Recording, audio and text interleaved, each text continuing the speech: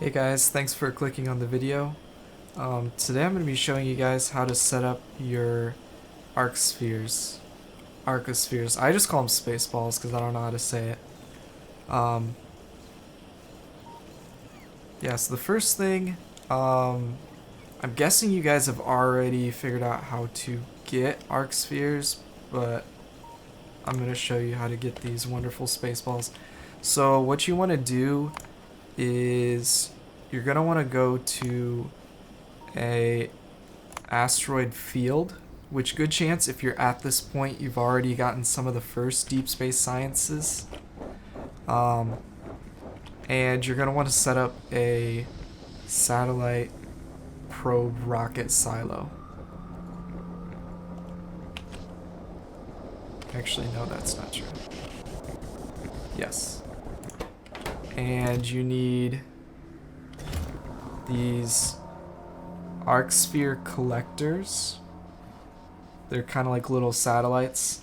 And each time you launch one, you're going to have a chance to get an Arcsphere. And the first few times you do it, I think the first time I got 6. And then I got 6 a couple times, and then it dropped down to 5, and it just keeps going lower and lower. In total, I've launched, what is that, 2,000 collectors, and I've only gotten, I think this is like 400 Arcspheres. Spaceballs. So then you're going to want to take your Spaceballs back, and this is probably where you guys get a little confused. So this is my first setup. And essentially, you never lose your Arcspheres, but they like change forms, they change types. And probably what's happened to you is you'll end up with all of one type. Like for example, I have over 40 of these and only a few of the other ones. So that's where you need the folding, Spaceball folding, and Spaceball inversion recipes. And you can see those over here also. Where's it at? Right here.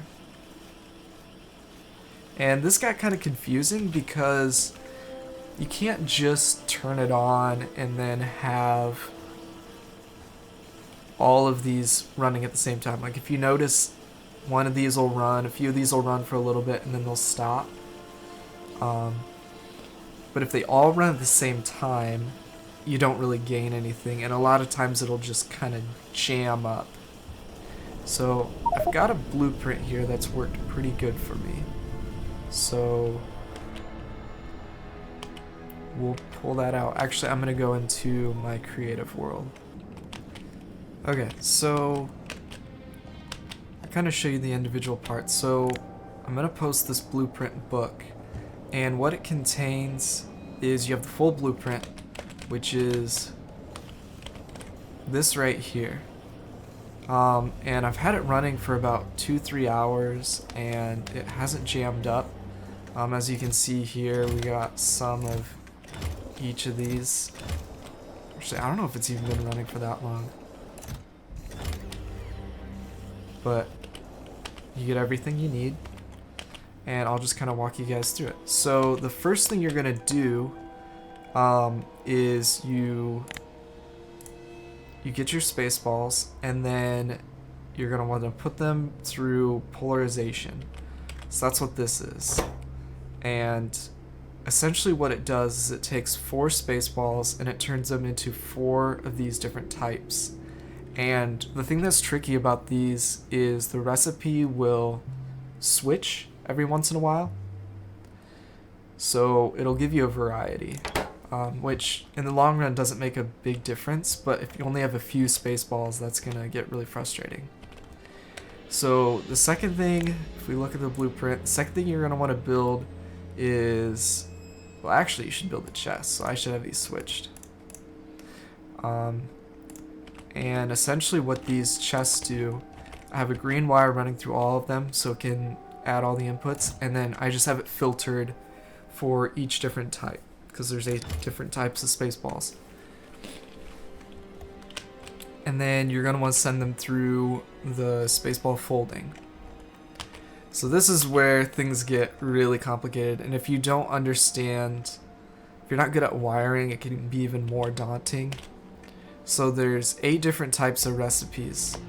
So I'm actually gonna just put down a new one. We'll hook it up to some power so it's... Well, those will just be blinking, it'll be kind of annoying. But essentially what I did here was each of these combinators, it's going to decide whether the input has more than what you're getting out. So it's converting these Spaceballs into these blue ones into this green and orange one.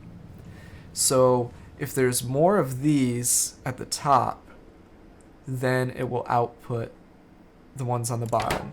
So essentially what it does is it checks each one, and then if 3 of these conditions are true, 3 or more of them are true, then it's going to send a request to this requester chest to pull those specific Spaceballs. And otherwise the request won't be up. So only requests, like if we look up here, that's not a good example. But sometimes it won't request that specific Spaceball if it already has it. That way we can keep as many of the Spaceballs here in your storage to reduce the amount of Spaceballs you actually need to run the whole system. Because if you have, like let's say we just had a request for each of them was set to 25, then all your Spaceballs would be caught up into one chest. So essentially this just reduced the amount of Spaceballs that you're going to need to keep the system running. Because essentially the whole point is to keep the system from jamming up.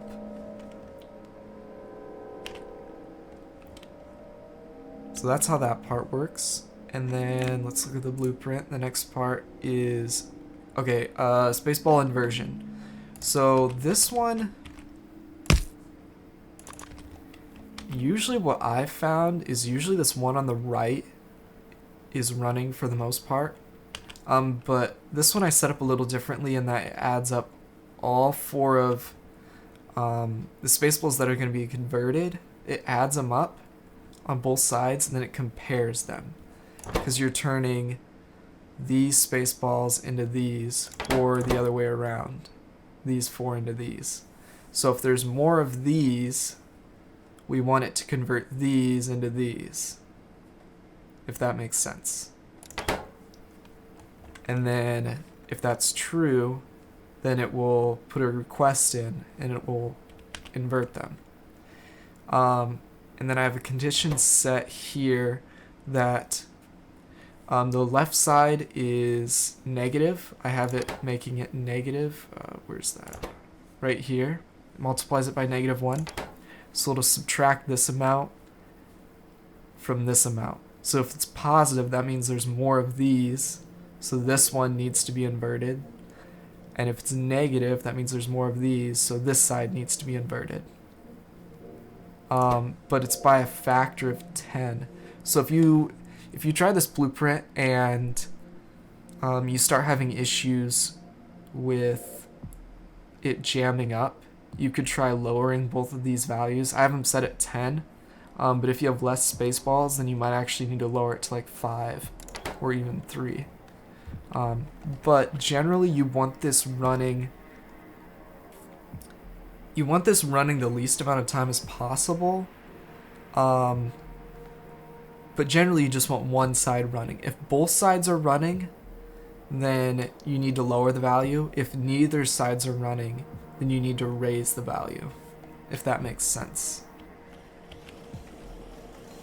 And the other blueprints are, I keep opening that. The other blueprints are, the first thing you're going to need is the Deep Space Catalog, because that's what you use the Spaceballs for initially. I'm pretty sure if I'm remembering correctly. You first make the catalog 3, and I don't know if you need an Equium Tesseract right away, but it also uses Spaceballs. And then this is for Deep Space 4, you need one of these tech cards, which also uses the Spaceballs, and you need it for Nequium processors. So then I have this full build here. And essentially, I have a green wire, counting all the Spaceballs in the chest, and then comparing them. So you need to have this green wire connected to these other green wires. Now it's kind of tricky, you can't just connect it willy-nilly, especially right here. So you want to make sure it only connects to the parts that is that you need the Spaceball counts on. So if you just use this blueprint, it'll be fine. I haven't had any issues. Right now I'm running a creative mod, that's why they have like really fast logistic bots and then some like super crazy modules. That way I can test this quicker. But yeah, this is the full build. Obviously with the thermo fluid, whatever you guys call this, you can hook it up if you have a thermo fluid system already. To do this with belts would just be a nightmare. I don't even know how you would start. So I feel like logistic bots is the only way to do this. And this system I think is only running, let's see, 30. So it's running on just over 100 Spaceballs. It's probably right around there because I know I deleted some stuff and it's just been cooking away. So you don't need a lot. The one I have on my map has, I think, close to 400, and the more you have, then the quicker you can output some of these items because you can add more buildings. But ideally, you want to have the least amount of these buildings as possible because Spaceballs will get caught inside. Like if you look up here, there's 5 of these pink ones stuck in this building. Same thing here, there's, okay, well they all went away, but sometimes they'll get stuck, especially in these inversions, because here again we've got another 5. So yeah, I hope this helps. I'm gonna link the blueprint somewhere in the description. If I can't figure out how to put it up online, I think there's a website, I forget what it's called, like Factorio prints. If I can't figure out how to put it there, I'll just link the text because I think you can export it into text. Yeah, I hope this helps you guys out. Hope you enjoy playing Factorio Space Exploration. I'll see you in the next video.